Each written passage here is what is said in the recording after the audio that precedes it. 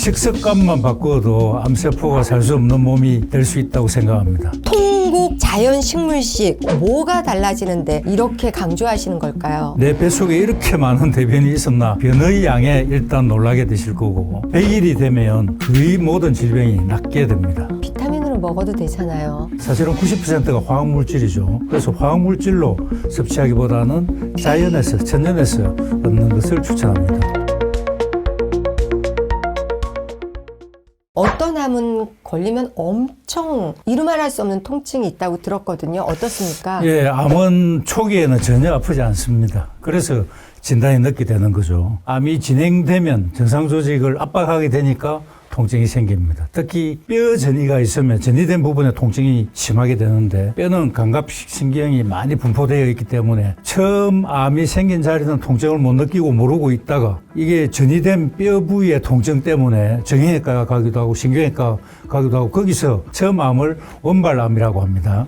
원발암을 늦게 발견하게 되는 경우가 꽤 많습니다. 그러면 우리의 몸을 암이 살 수 없는 곳으로 만들면 되는데요. 그게 가능할까요? 예, 식습관만 바꿔도 암세포가 살 수 없는 몸이 될 수 있다고 생각합니다. 그 식습관은 바로 통곡 자연 식물식입니다. 흰밥 대신에 현미밥을 먹고 채소를 드시지만 채소가 다 좋은 것은 아닙니다. 가능하면 가공하지 않은 자연 그대로의 형태로 드셔야 한다는 겁니다. 채소 중에서 자연의 형태, 그래서 통곡 자연 식물식이라고 얘기합니다. 근데 우리가 3대 영양소 하면 단백질, 지방, 탄수화물이잖아요. 물론 그 탄수화물 속에 현미도 들어갈 수 있지만 굳이 현미를 따로 꼭 먹어라는 건 아닌데 왜 그렇게 현미에 대해서 중요하다고 말씀하시는 걸까요? 통곡식에는 비타민, 미네랄, 식물 영양소가 많이 들어있습니다. 우리가 먹어야 하는 영양소는 탄수화물, 단백질, 지방의 3대 거대 영양소도 있고 비타민, 미네랄, 식물 영양소 같은 3대 미세 영양소가 있습니다. 거대 영양소는 우리가 생활하는데 필요한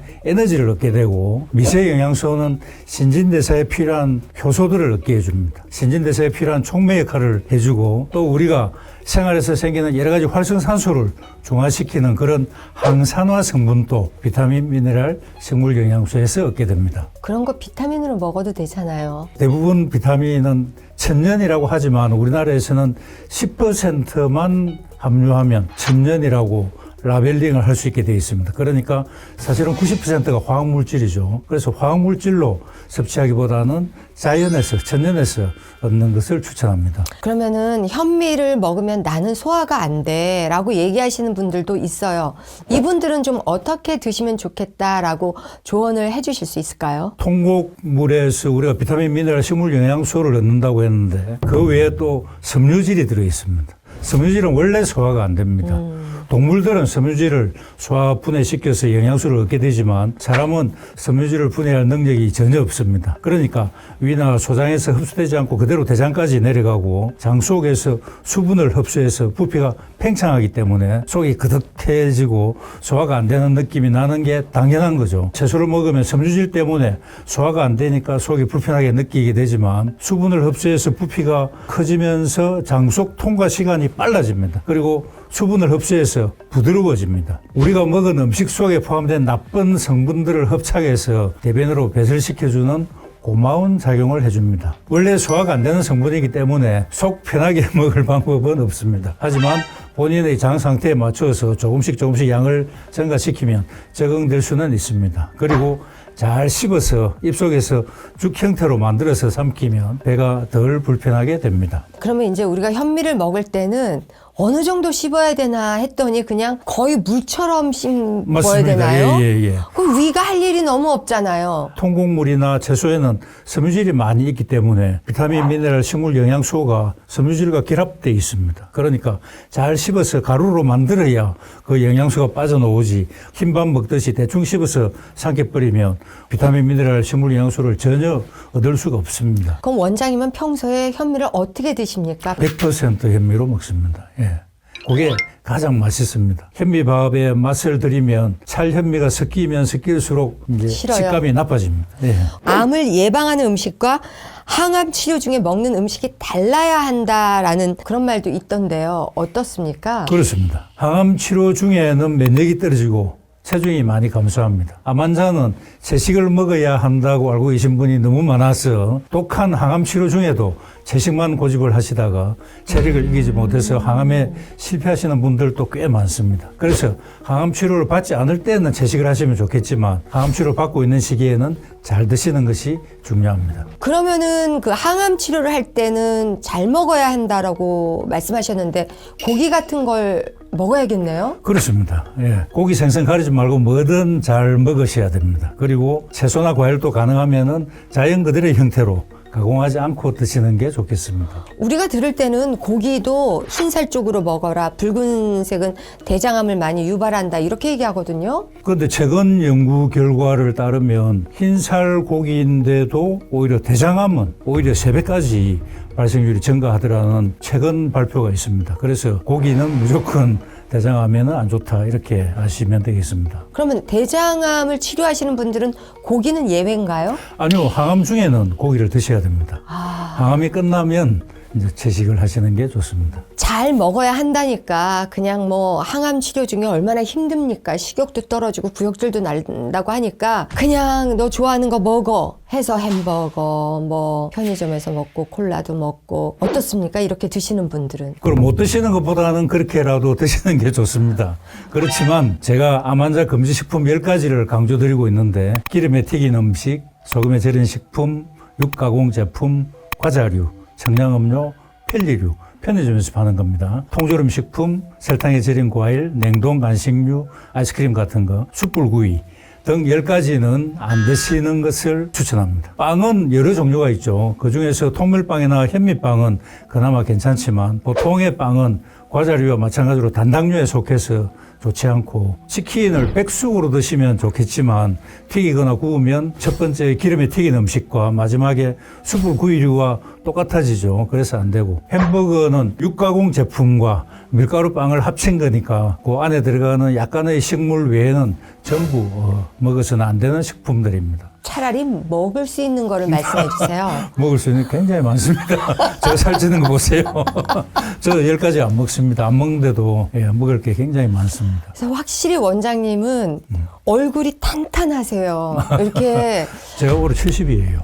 그럼에도 불구하고 건강을 유지할 수 있는 것은 통곡 자연식물식입니다. 암 예방을 위해서든 아니면 항암 치료를 하시는 분들을 위해서든 역시 통곡물을 먹어야 한다라고 주장을 하시고 계세요.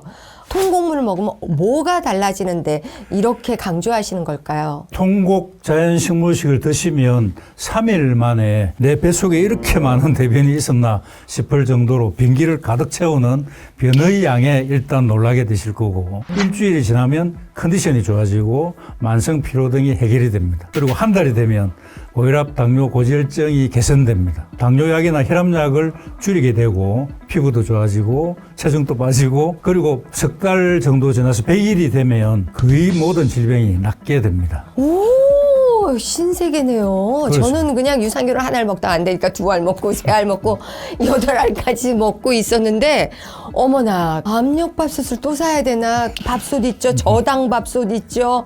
이 또 압력밥솥 있으면 밥통을 지금 몇 개를 사야 되나. 네, 아무튼 시작해 보도록 하겠습니다. 통곡 자연식물식 이거 먹는 방법을 좀 구체적으로 알려주셨으면 좋겠어요. 저 같은 분들 많으실 거예요. 현미밥은 오래 씹어야 되기 때문에 반찬이나 국물 없이 현미밥만 100번을 씹습니다. 그래서 100번을 씹습니다. 그래서 하나, 둘, 셋, 넷, 다섯, 여섯, 일곱, 여덟, 아홉, 열. 둘, 둘, 셋, 넷, 다섯, 여섯, 일곱, 여덟, 아홉, 20. 곱하기 10. 예, 그렇게 10번을 해가지고 100번을 딱 씹으면 거의 미음 형태가 됩니다. 저희 남편더러 좀 오래 씹으라 그러면 씹을 게 있어야지. 근데 씹으면서 이제 뒤로 넘어가는 게 문제인데 어떻게 막아서 100번을 씹나요? 그게 이제 습관이죠. 예, 습관입니다. 저도 100번을 씹지만 10번쯤 씹었을 때 삼키고 싶은 욕구가 올라옵니다. 그렇지만 참고 100번을 씹고 삼키도록 그렇게 해야 그러면 됩니다. 한 끼 식사를 하시는데 얼마나 걸리나요? 시간 30분밖에 안 걸립니다. 예. 이렇게 씹으세요? 빨리 씹어야죠. 그럼 현미와 주로 어떤 걸 같이 드세요? 샐러드를 드레싱 없이 먹고 그다음에 이제 반찬들을 먹고 건더기만 젓가락으로 먹고 맨 마지막에 현미밥을 먹습니다. 근데 이제 드레싱을 싫어하시는데 올리브 오일과 발사믹 같은 경우는 좋은 거거든요. 좋습니다. 예. 그런 거는 예, 또 좋습니다. 네, 허락하시는군요. 예, 예, 예. 또 허락되는 샐러드 드레싱은요? 뭐 우리나라 뭐 전통 고추장, 뭐 간장, 식초, 요거트. 깨, 뭐 요거트가 안 좋습니다. 아메는 안 좋습니다.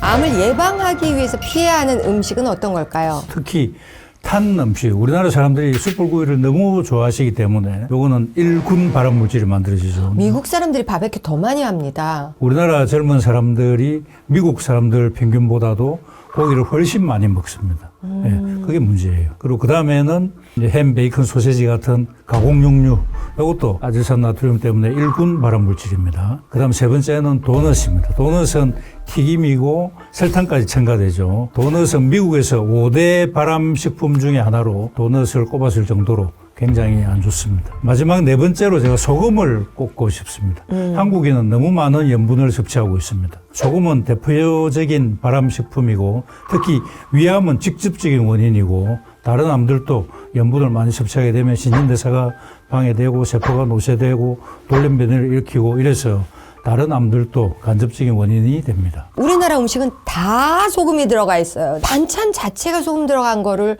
어떻게 해야 될까요? 그나마 괜찮은 것은 된장입니다. 콩이 발효가 되면 아플라톡신이라고 하는 발암물질이 만들어지거든요. 그런데 우리나라는 된장을 만들 때 소금을 넣으니까 이 소금이 아플라톡신 발생을 억제해 줍니다. 아플라톡신은 간암을 초래하는 원인 물질로 이미 1992년도에 발표가 되어져 있습니다. 된장은 전통 장류 중에서 그나마 괜찮은 식품이고 발효하면 단백질, 유산균 같은 좋은 성분들이 많이 발생합니다. 우리나라 전통 장류가 모두 염장식품이라서 한국인들의 염분 섭취량이 너무 많아서 여러 암들의 원인이 되기 때문에 저염으로 드시도록 노력해야 됩니다. 일반 가정에서 식사할 때 보면 삼채소 위에 밥을 얹고 쌈장을 듬뿍 올려 먹고 풋고추도 된장이나 고추장에 푹 찍어 먹고 한국 사람이니까 당연히 또 김치도 먹죠. 젓갈 좋아하는 사람은 거기다 또 젓갈도 먹고 이 모든 것들이 염분이 너무 많습니다. 그래서 삼채소와 김치를 함께 먹는다든지 쌈장을 먹으려면 김치는 생략한다든지 된장, 고추장, 쌈장 중에서 한 가지만으로 통일한다든지 하는 것이 좋겠고 국은 젓가락으로 건더기만 건져 먹을 것을 추천합니다. 자제분들도 다 그렇게 지키고 살아요?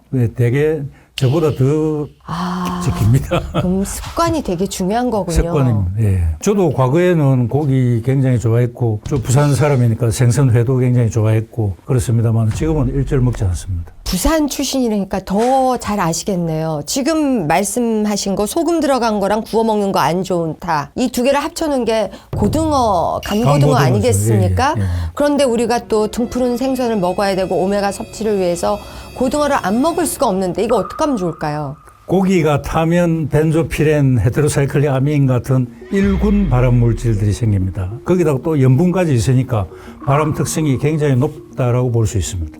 강고등어가 원래 산지가 어디죠? 안동입니다. 그죠? 안동. 안동은 바다와 뚝 떨어져 있는 내륙 지방입니다. 신선한 생선을 유통시킬 수 없으니까 강고등어가 발전된 거죠. 이젠 유통이 원활해졌으니까 강고등어 같은 음식은 사라져야 할 것으로 생각합니다.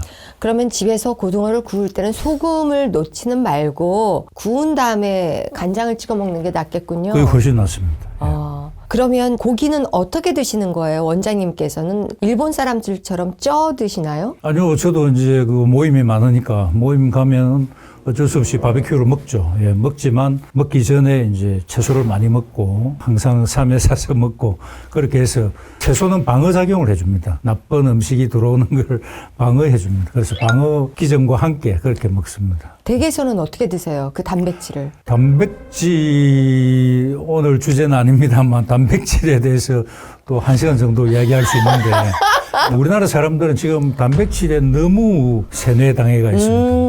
모든 광고가 다 전부 단백질이고 모든 사람들이 단백질은 꼭 먹어야 되는 걸로 착각을 하고 계십니다. 몇 끼 먹으래요? 그렇지 않습니다. 단백질은 자기 체중당 0.8g입니다. 그쵸. 그러면 90g 정도예요. 60kg다 그러면 48g밖에 안 돼요. 48g이면 얼마 안 됩니다, 양이. 네. 예. 그런데 밥에도 들어있죠. 채소 반찬에도 들어있죠. 두부에도 있죠. 고기를 안 먹어도 단백질은 절대로 부족하지 않습니다. 삶아 드시거나 쪄 드시진 않으시나 봐요. 아니 그렇게 먹으면 좋죠. 예. 맛이 없어서. 맛이 이제 그것도 입맛이에요. 수육을 좋아하시는 분은 절대로 또 안 구워 드시거든요. 네. 습관은 들이기 나름입니다. 소금 중에서도 또 죽염을 또 특별히 좋아하시는 분들이 있습니다. 죽염은 어떤가요? 죽염이 좋다고 하시는 분들이 많습니다. 우리나라 사람들이 그러죠. 물론 대나무 통 속에 넣어서 고온으로 굽기 때문에 대나무의 성분, 즉 유황 성분이 들어가서 항암 효과가 있을 수도 있겠지만 염분 자체가 강력한 발암 성분이기 때문에 대나무의 유황 성분의 역할이 크게 희석되어 버리고 맙니다. 자연의학을 전공하시는 분들 중에 죽염을 강조하는 분들이 많은데 우리나라에만 자연의학자가 있는 것이 아닙니다. 전 세계적으로 자연의학자가 많이 계신데 그분들은 죽염 드시라고 아무도 안 그럽니다. 그러니까 전 세계적으로 보자면 0.1%도 안 되는 극소수라는 의미죠. 자연의학자 중에서 0.1%가 우리나라에서 그렇게 이야기하는 거고 거의 뭐 한두 사람 빼고 모든 의사들은 죽염은 먹지 말라고 합니다. 예. 통을 들고 다니면서 먹는 사람들도 있어서 좋다고 자꾸 먹으라는 거예요. 안 그래도 내가 나트륨이 뭐 얼마를 먹는데. 물론 그 극소수의 의견이 맞을지도 모릅니다. 우리 인체는 나쁜 음식 좀 먹었다고 금방 건강이 나빠지는 것도 아니고 좋은 음식 먹었다고 또 금방 맨날 먹어요, 건강이 그분들은. 좋아지는 것도 아니기 때문에 죽염을 쭉 장복했을 때의 결과를 당장 알기는 어렵습니다. 하지만 우리 몸은 하나입니다. 그래서 확률적으로 안전한 방향으로 선택하시는 것이 현명하리라 생각합니다.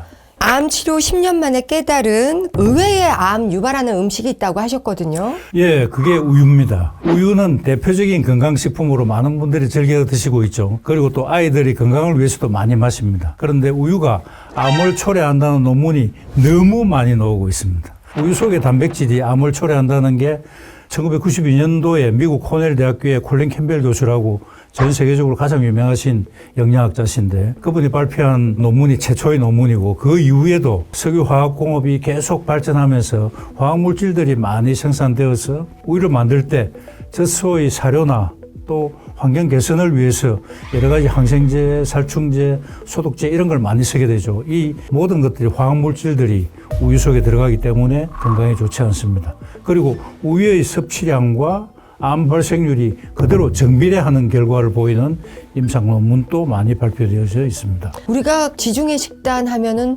치즈도 들어가고 이런 그리고 요거트도 있고 그러면 그쪽은 암 발생이 센가 봐요? 한 가지만 비교해봐서 안 되고 여러 가지 요인들을 비교해봐야 되거든요. 그들도 네. 채소를 하도 많이 먹어서 그런 건가? 채소도 많이 먹습니다. 치즈도 많이 먹고 적포도주도 먹고 하지만 적포도주도 사실은 먹지 말라고 합니다. 우리 보건복지부와 대한의사협회에서는 한 잔의 술도 해롭다라고 이야기합니다. 공식적으로. 그렇지만 어쨌든 지중해 식단은 적포도주를 마시고 우유도 마시고 치즈도 먹고 그런데 채소를 많이 먹고 또 활동들을 많이 하시기 때문에 여러 가지 요인들을 종합적으로 판단을 해야지 치즈 먹는데 왜 건강이 좋느냐 이렇게 하시면 안 되고 그 논문에 보면 발효로 생긴 유산균은 우리 몸의 장 속에서 유익한 작용을 하지만 우유를 농축시킨 결과 우유보다 단백질량이 훨씬 많아지겠죠. 그래서 암 발생률이 3배에서 무려 5배까지 더 높아진다는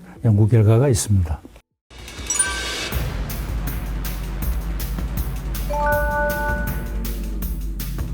흔히 암은 유전적 요인이 강하다고 생각을 해서 집안 내력에 암 환자가 없으면 굉장히 안심하는 분들도 계십니다. 어떤가요? 그렇지 않습니다. 세계보건기구에서 발표한 암의 원인을 보면 유전적인 요인은 5 내지 10%밖에 안 되고 90에서 95%는 환경적인 요인이라고 얘기하고 있습니다. 근데 막상 병원에 가면 가족력 다 하고 심각한 얼굴로 쳐다보고 안젤리나 졸리도 그 어머니가 유방암이었다고 멀쩡한 가슴에 이제 미리 수술을 하고 그러잖아요. 우리 현실과 이런 통계는 또 다른 것 같아요. 관점에 따라서 다를 수가 있는데 후성유전학이라고 하는 분야도 있습니다. 그렇게 유전자를 타고났지만 내가 후천적으로 어떤 노력을 하는가에 따라서 그 유전자가 작동되지 않게 만들 수가 있다는 게 후성유전학입니다.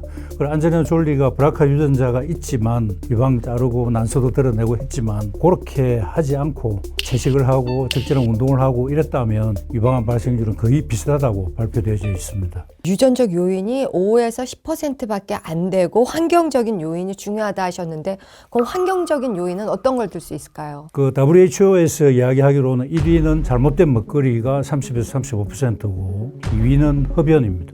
25에서 30%고 3위는 감염. 감염이라고 하면 여러분들 좀 의아하게 생각하실 수 있는데 헬코박터 감염이 있다가 위암이 되죠. 그죠? 그리고 간염이 바이러스 감염이 있다가 간암이 되고 또 자궁염증 그 인유두종 바이러스 감염이 있다가 자궁경부암이 됩니다. 그래서 그 감염이 세 번째고 네 번째는 비만입니다. 근데 만병의 원인은 스트레스라고도 얘기하는 사람도 있습니다. 어느 정도 영향을 미친다고 보세요? 저희들도 스트레스가 가장 큰 영향을 미친다고 생각하는데 스트레스와 암과의 연관성을 실험으로서 입증하기가 굉장히 어렵습니다. 그래서 거기에 대한 논문이 거의 없기 때문에 객관적 공신력이 있어야 되는 세계보건기구에서는 스트레스에 대해서는 다루지 않았지만 제 같은 임상의가 볼 때는 1위가 스트레스이고 2위가 먹거리, 흡연, 감염, 비만 의 순으로 생각합니다. 스트레스를 겪게 되면 우리 몸에는 많은 변화가 생깁니다. 스트레스 호르몬인 콜티솔은 면역 시스템을 교란시키고 우리 신진대사를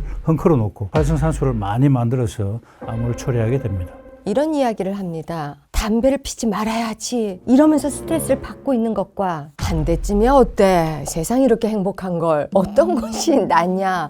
예, 제 의사 친구들도 그러면서 담배 피우는 애들이 많은데 그럼에도 불구하고 피우는 사람이 훨씬 건강에 좋지 않다. 과학적으로 입증되어 있습니다. 네. 교수님은 처음부터 담배도 안 피셨죠? 아니요. 저는 2000년 1월 1일부터 끊었습니다. 아, 밀레니엄 베이비. 그래서 한 번도 암에 안 걸리신 거죠? 암은 안 걸렸습니다만은 제가 중간에 암 유전자 검사를 해봤었는데 그때 암 유전자가 10개가 나왔어요. 그 전까지는 저도 고기 잘 먹고 뭐 술도 많이 마시고 했었는데 그때부터 앞뜨거라 해가지고 굉장히 이제 이 자연요법을 열심히 했고 고기 생선 다 끊었고 술 담배 끊고 다시 검사를 해보니까 암 유전자가 싹 다 없어졌어요. 고기 생선을 끊고 그럼 두부만 드세요? 두부도 거의 안 먹습니다. 그럼 어떤 식으로 단백질을? 현미밥에 가장 단백질이 많고 예, 네. 채소에도 단백질이 많은 음식이 굉장히 많습니다. 그럼 거의 채식주의자시군요. 채식주의자는 아닙니다. 그걸 이제 전문 용어로 플렉시테리언이라고 아, 하는데 예. 이랬다 저랬다 하는 예, 이랬다 사람들. 저랬다. 예. 제 혼자 있을 때는 채식을 하고 이제 모임에 가면 고기도 먹고 예, 그런 플렉시테리언입니다.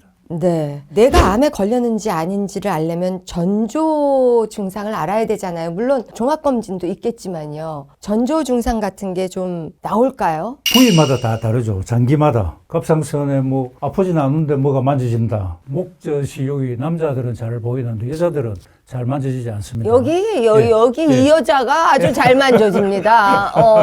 이 목젖 밑에 갑상선이 있거든요. 아. 그래서 양쪽으로 나비 모양으로 있는데 갑상선 여기에 눈에 띄는 혹이 있다든지 뭐가 딱딱하게 만져진다면 암일 가능성이 굉장히 높습니다. 아프다. 아프면 오히려 암이 아니고 염증일 가능성이 있습니다. 그래서 아프지 않고 딱딱하다. 그러면 암일 가능성이 높습니다. 그리고 만일에 폐암이다. 그러면 기침은 계속 하겠죠. 한 달 이상 지속되는 기침이 있다면 반드시 폐암 검사를 해보시기 바랍니다. 그리고 대장암이라면 대변에 갑자기 피가 섞여 나온다든가 치질이 아닌데도 그리고 세사가 나왔다 뭐 변비가 나왔다 자꾸 변경되든지 아니면 정상변을 잘 보다가 갑자기 대변이 가늘어졌다든지 이 증상이 지속된다면 대장암을 의심하셔야 됩니다. 위염도 소화가 안 되고 소화불량이 지속되고 뭐 단순 위염 증상과 거의 비슷하기 때문에 전조 증상으로 의심하시기 어려운데 위염 치료를 장기간 하는데도 증상이 지속된다면 반드시 위내시경 검사를 해보셔야 됩니다. 마지막으로 유방암은 유방에서 딱딱한 혹이 만져지거나 겨드랑이에 만져지는 혹이 있다면 검사 받아보셔야 합니다. 아는 언니가 난소암으로 판명이 나서 얼마 전에 수술을 했는데요. 정말 전조 증상이 없다가 복수차고 식사를 못하니까 원발을 찾는다고 뭐 며칠 동안 시간을 보내다가 거의 그런 거는 나타나면 2기, 3기 되더라고요. 그런 부분은 사기일 가능성이 높습니다. 복수가 찼다는 말은 난소에서 이제 복강으로 전이가 됐다는 말이거든요. 네, 전이 됐어요. 사기입니다. 예. 아니 그러면 전조 증상도 없다가 너무 늦게 하는데 이거 뭐 어떻게 해야 되나 싶어요. 검진에서도 잘 안 나오는 것들이 있나 봐요. 예, 암이 옛날부터 있었겠죠, 그죠? 암이 어느 날 갑자기 생기지는 않습니다. 암이 계속 자라오는데 우리가 발견을 못한 거거든요. CT나 MRI에 발견이 되려면 1cm 전후가 되어야 발견이 됩니다. 그러니까 그 전에는 암은 분명히 존재했지만 아무리 비싼 돈 주고 정밀검진을 해봐도 안 나오는 거죠. CT에서 발견이 안 되니까. 그래서 이제 지나서 만일 암을 진단받아서 다시 옛날의 사진을 복기를 해보면 아, 여기 뭐 이상한 게 하나 있네. 그 정도죠. 예, 우리가 암이라고 진단 내리기가 굉장히 어렵습니다. 뭐 언젠가는 처음에는 한 개였겠죠. 세포가 한 개가 두 개, 네 개, 여덟 개, 16개, 두 배씩 크는데 두 배씩 크는데 걸리는 시간이 평균 3개월입니다. 정밀 검진을 받았을 때 만일에 뭐 0.5cm였다 그러면 CT상에 암이라고 알기가 거의 불가능합니다. 그래서 이상 없다라고 했겠죠. 그런데 석 달 뒤면 1cm고 또 석 달 뒤면 2cm고 또 그 석 달 뒤 9개월째는 4cm고 1년 뒤에는 8cm죠. 굉장히 큽니다. 불과 1년 만에 그렇게 암이 돼버리죠. 그래서 정밀 검진을 했는데도 불구하고 나중에 늦게 암이 갑작스럽게 찾아오는 그 이유가 암이 계속 성장을 하는데 1cm 되기 전에는 발견하기 어렵다. 그게 이제 큰 맹점이죠. 저는 0.4cm였습니다. 예, 갑상선은 예외입니다. 갑상선하고 위암은 예외입니다. 위암은 또 내시경으로 직접 보니까 그거보다 더 작을 때도 발견되고. 그럼 대장도 내시경으로 보잖아요. 아, 그런데 굉장히 어렵습니다. 대장은 아무리 자기가 대장청결 요법을 하더라도 잡티들이 많이 있기 때문에 깨끗하게 발견하기가 어려운데 갑상선은 바로 눈으로 볼 수 있고 초음파로도 확인할 수 있고 이러니까 조기 발견할 수 있지만 일반적인 암들은 1cm 되기 전에는 발견하기가 굉장히 어렵습니다. 착한 암, 뭐 거북이 암이라고 하는데 뭐 그 정도는 있어도 되는데 너무 의학이 발전해서 너무 작은 암까지 발견하고 있다라는 의견도 있어요. 맞습니다. 예. 갑상선 암이 발견되었을 때 가만히 둔 경우와 수술을 했을 경우에 10년 생존율 비교했는데 똑같아요. 예. 그래서 너무 빨리 발견할 필요는 없다. 주변에서 이런 얘기예요. 하루에도 많은 암세포에 우리가 노출이 되는데 내 면역이나 내 상황에 따라서 그 암이 정착해서 클 수도 있고 못 이겨서 나갈 수도 있다. 그게 맞을까요? 예, 그렇죠. 모든 사람들이 하루에 수천 개의 암세포가 생기고 있습니다. 그렇지만 우리의 면역 시스템이 잘 작동을 해가지고 이걸 다 처리를 해주니까 암 환자가 되지 않는데 면역 시스템에 문제가 있다면 암은 계속 자라게 되겠죠. 그죠? 그래서 아까 말씀드린 것처럼 1cm쯤 됐을 때 우리가 진단을 하게 되지만 사실은 암은 그 전부터 몇 년간 계속 자라온 거죠. 암이 걸려도 젊은 사람들이 회복도 빠를 수도 있지만 암이 막 부쩍부쩍 크더라고요. 맞습니다. 예. 젊은 사람들은 신진대사가 굉장히 빠르기 때문에 병의 진행도 또 빠릅니다. 회복력도 좋겠지만 병의 악화 속도도 굉장히 빠릅니다. 그러면 어떻게 좀 조언을 해 주십시오. 젊은 애들이 막 자기 먹고 싶은 대로 무섭게 먹어요. 암세포가 계속 조금씩 자라고 있는데 계속해서 그런 편의점 음식이라든가 배달 음식을 자꾸 먹는다면 키우는 꼴이 되잖아요. 그렇습니다. 요즘에는 젊은 사람들의 암 발생률이 굉장히 증가했어요. 특히 유방암만 하더라도 미국의 유방암 평균 나이는 60대예요. 우리나라는 40대, 50대 초반 그 인구가 더 많습니다. 60대보다.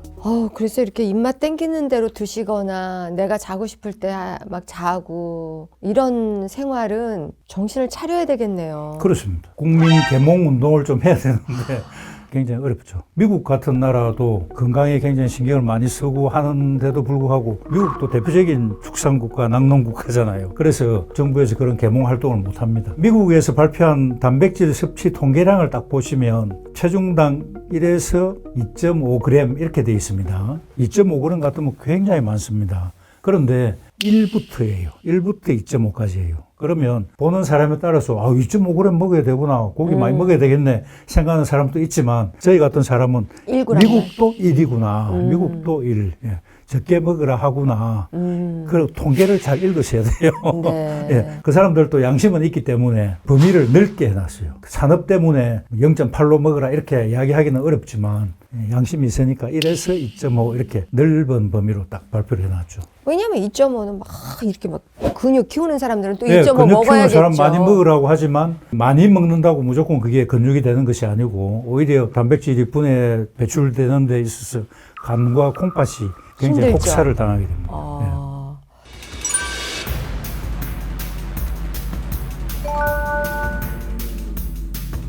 암에 걸린 분들은 항암 치료하는 게 제일 어렵다고 하거든요. 주변에서 많이 지켜보셨을 텐데 그렇죠? 제 환자가 전부 항암 치료 중인 환자들이니까 항암 치료 받으면 메스껍고 토하고 피로, 무기력, 구내염, 탈모, 면역저하 여러 부작용들이 생기죠. 그런데 이 증상들은 일주일이 지나면 싹 사라집니다.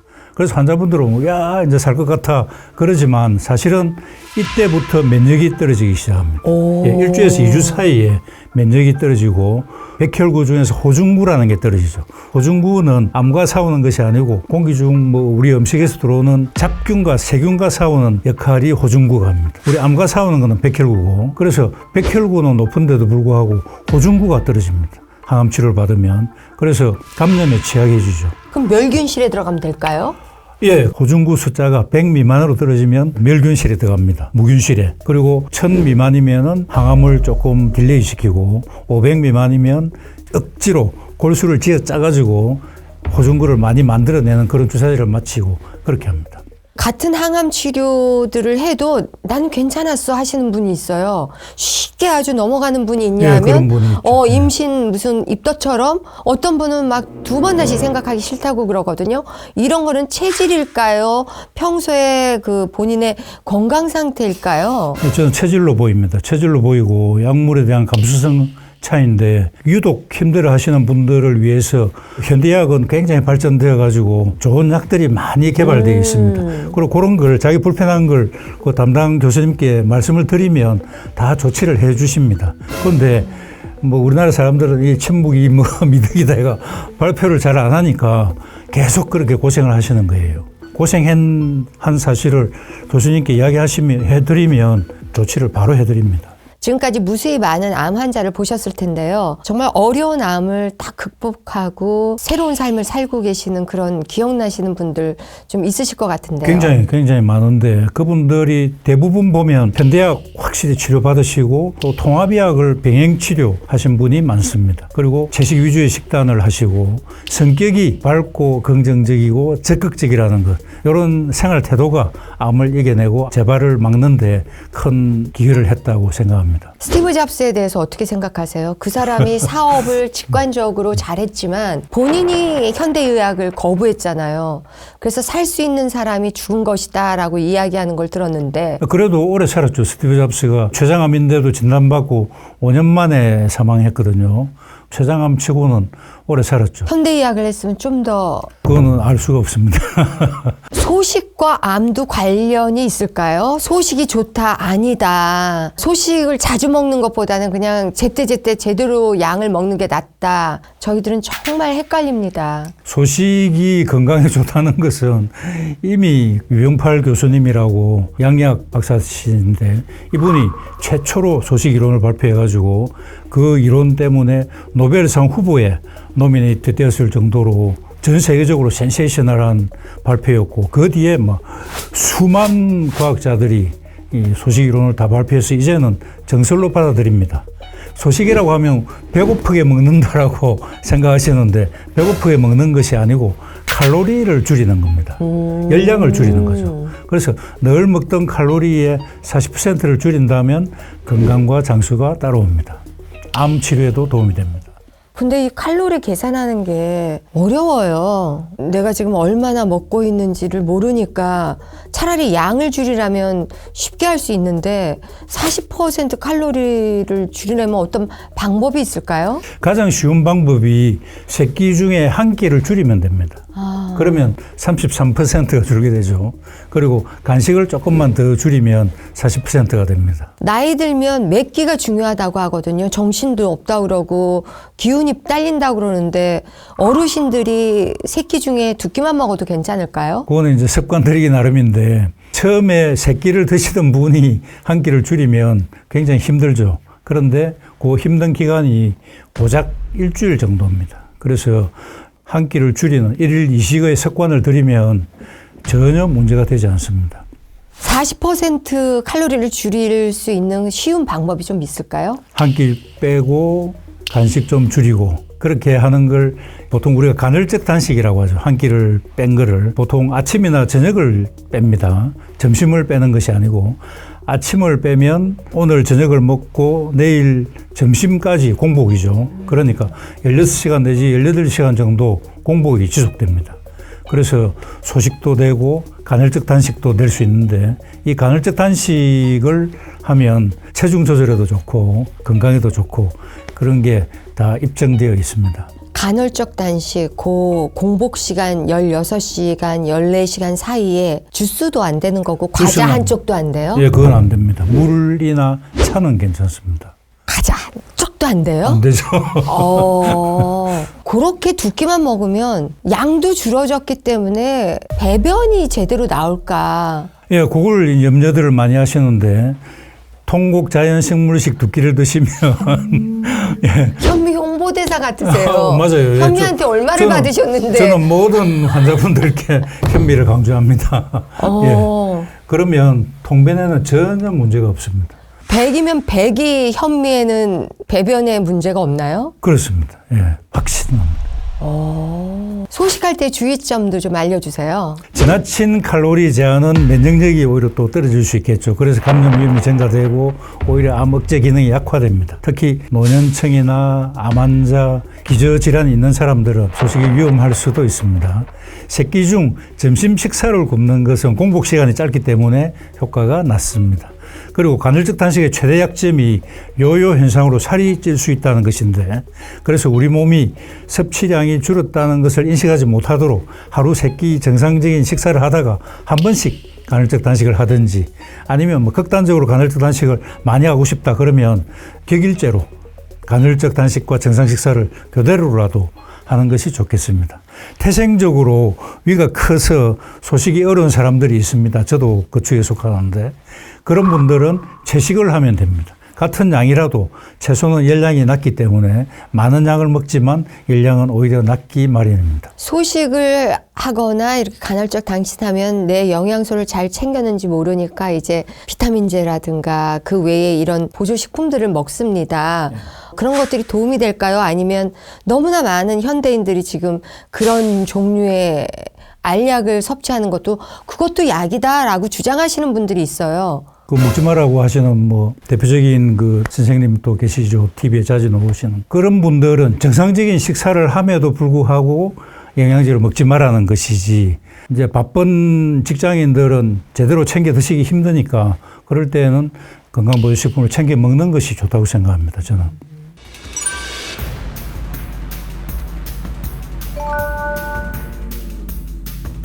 수많은 암 중에서 의사들도 두려워하는 암이 있다고 하는데요. 어떤 걸까요? 바로 췌장암이겠죠. 췌장암은 수술을 했을 경우에 5년 생존율이 16.5%이지만 전체 췌장암의 5년 생존율은 5% 이하로 여부가 매우 나쁜 암입니다. 그 이유는 대부분 암이 진행된 후에 발견되기 때문에 발견 당시에 수술이 가능한 경우가 20% 내외밖에 되지 않고 수술을 하더라도 유관적으로도 완전히 절제했다고 생각하지만 미세암이 남게 되든지 전이에 의해서 수술로 생존율 향상을 보지 못하는 경우도 있고 항암 치료나 방사선 치료에 대한 반응률이 낮기 때문입니다. 예전에는 췌장암의 그 전조 증상이 없다고 하지만 요즘은 기술이 많이 발달돼서 뭐 CT라든가 단층 촬영인지 뭐 그런 거 해가지고 발견을 하던데요. 그렇죠. CT나 MRI에서 발견이 되죠. 초기에 그렇게 발견이 돼도 생존율이 적은 건가요? 췌장암 자체가? 그 진단을 이제 늦게 하니까 그렇죠. 우리나라 사람들이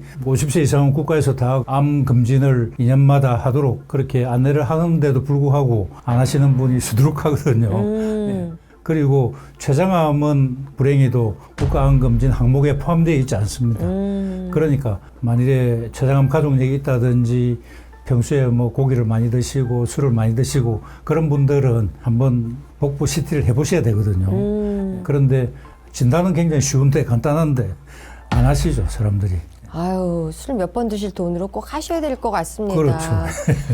췌장암이 증상이 별로 없다 보니까 이제 걸리고 난 다음엔 너무 늦어지는 경우가 있는데요. 저 아는 분도 허리가 그렇게 아파서 이게 디스크 쪽의 문제인가를 한참 찾다가 췌장암이 발견된 거거든요. 전조 증상이 진짜 이렇게 없나요? 거의 없는데 소화장애나 식욕감퇴가 계속 될 때에도 이게 췌장암의 신호일 수도 있습니다. 췌장에서 아밀라제, 리파제 같은 소화 요소가 분비가 되는데 췌장의 이상으로 이들 소화 요소의 분비가 떨어지면 소화가 잘 안 되겠죠. 그리고 아까 말씀하신 것처럼 누웠을 때 느껴지는 허리 통증이 있다면 췌장은 우리 밥통 위 뒤쪽에 예. 그리고 척추의 앞에 위치하거든요. 그래서 췌장에 이상이 있는 경우에 똑바로 누워있을 때 등 쪽에서 통증이 나타날 수 있습니다. 또한 통증이 있는데 배에서 만졌을 때는 아무런 통증이 느껴지지 않는다면 췌장암일 가능성이 굉장히 높아지겠죠. 그리고 췌장암으로 인슐린 분비가 떨어지니까 당뇨 증상이 생기겠죠. 특별한 원인 없이 갑자기 당뇨가 생겼을 때 췌장암을 의심해 보셔야 되고, 그리고 췌장이 가운데서부터 두부, 몸통, 꼬리부 이렇게 세 부분으로 나누는데 두부에 췌장암이 있을 때는 담즙이 놓는 담관을 압박을 해서 황달이 될 수가 있죠. 그러면 통증도 없는데 황달이 갑자기 생겨가지고 간에 이상인가 해서 갔는데 검사를 해보니까 췌장암으로 나오는 그런 경우도 있습니다. 그리고 1986년에서 2002년 사이에 치과의사들을 상대로 치주질환 여부와 췌장암과의 상관관계를 분석한 연구가 있었는데, 이것을 보면 치주질환이 있는 남성은 잇몸이 건강한 남성에 비해서 췌장암에 걸릴 확률이 63%나 증가한 것으로 나타났습니다. 특히 4년 이내에 발치가 필요했던 경우에는 췌장암에 걸릴 위험이 더 높았고, 흡연하지 않더라도 잇몸 질환이 있는 경우에 췌장암에 걸릴 위험이 2배나 높았다고 합니다. 연구진은 구강 내 세균이 만드는 발암 화합물이나 염증이 영향을 미쳤을 것으로 추정했고, 잇몸 질환이 있는 남성에서 염증 수치인 CRP 수치가 더 높은 것을 지적했습니다.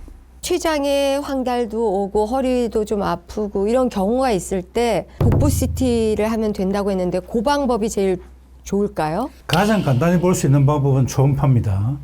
그런데 이제 체중이 마르신 분들은 초음파로 잘 볼 수 있지만 몸집이 크거나 내장 비만이 있는 분들은 초음파로 검사하기 힘듭니다. 췌장 주위에 내장 지방층이 두껍게 덮여 있고 췌장이 위, 십이지장, 소장, 대장, 간, 비장 등에 둘러싸여 있어서 암을 발견해내기 어렵습니다.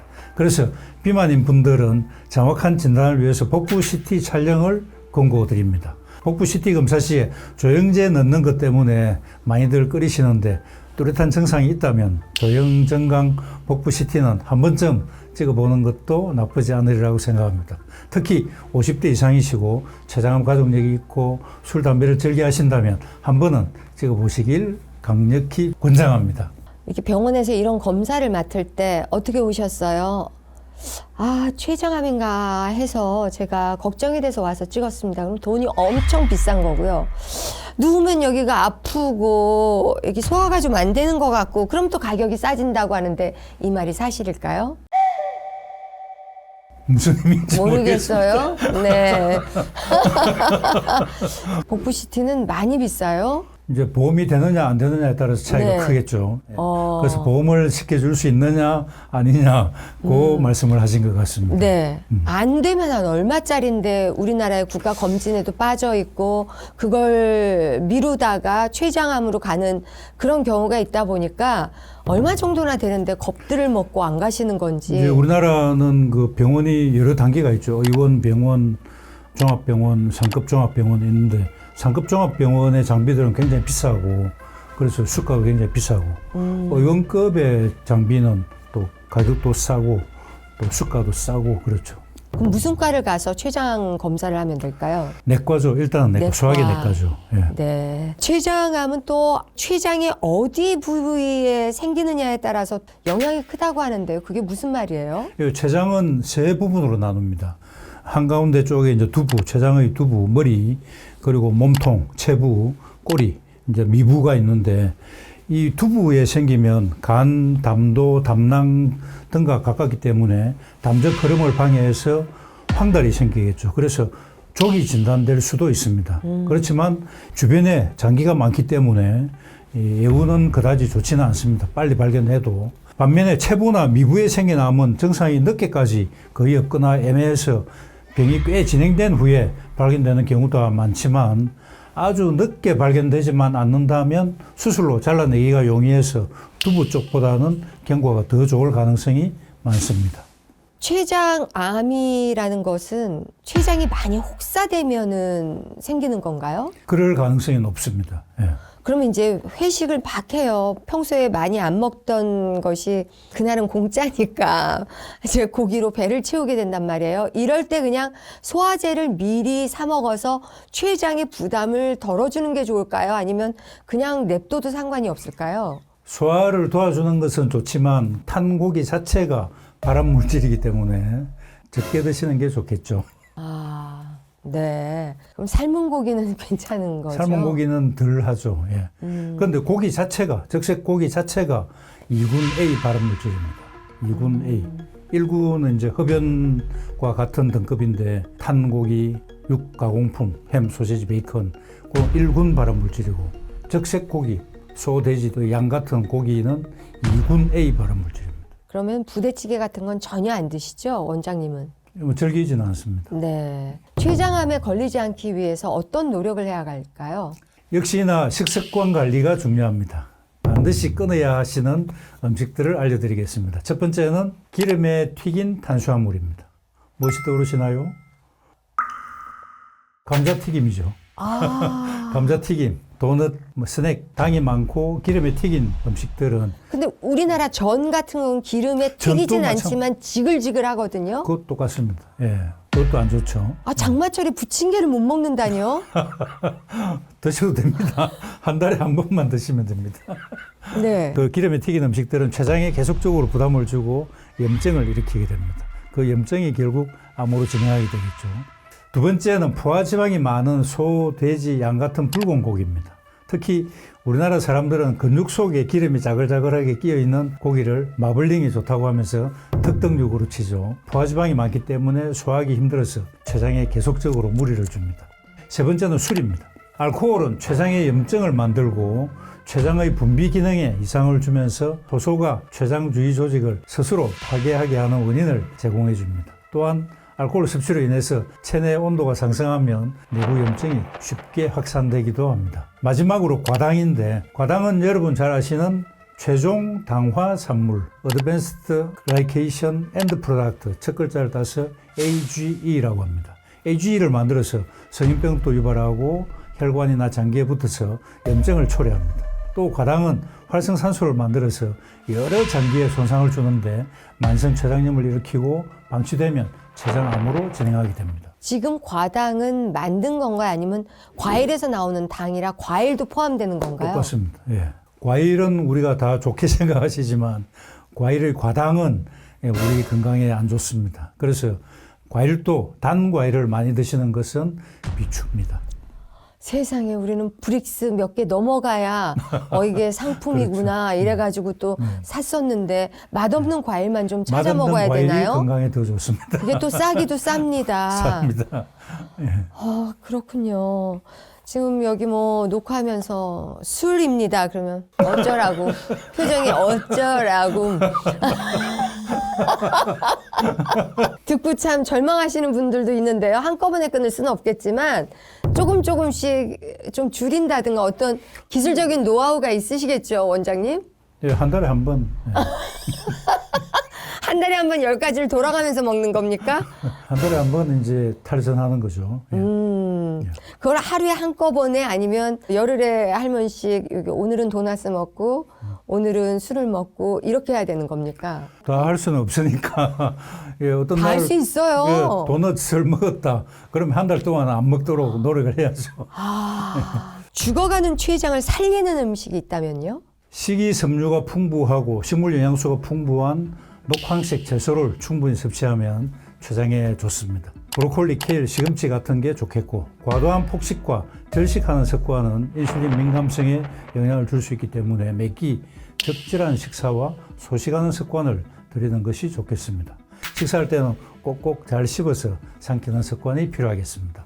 브로콜리 좋은 줄 아는데 우리 강아지만 좋아해요. 그래서 그 비싼 걸 강아지만 주로 먹어요. 맛이 없잖아요. 맛있는데요, 브로콜리가. 아, 근데 이렇게 참 사람들은 맛있다 그러는데 저는 그렇게 브로콜리랑 친해지기가 어렵네요. 초고추장에 찍어 드셔보죠. 뭘로 해도 맛이 없어요. 그래서 파프리카는 참 맛있는데, 네. 식습관 외에 꼭 지켜야 할 생활 습관이 있다면요? 예, 올바른 수면을 추천드립니다. 실제 임상 시험에서 수면 부족 시에 염증 수치 CRP가 높게 나온 결과를 보였고 하루 7시간 정도의 충분한 수면을 하는 것이 만성염증을 예방하는 데 중요합니다. 결국 만성염증이 암을 초래하기 때문에 암을 예방하기 위해서 적절한 수면이 매우 중요합니다.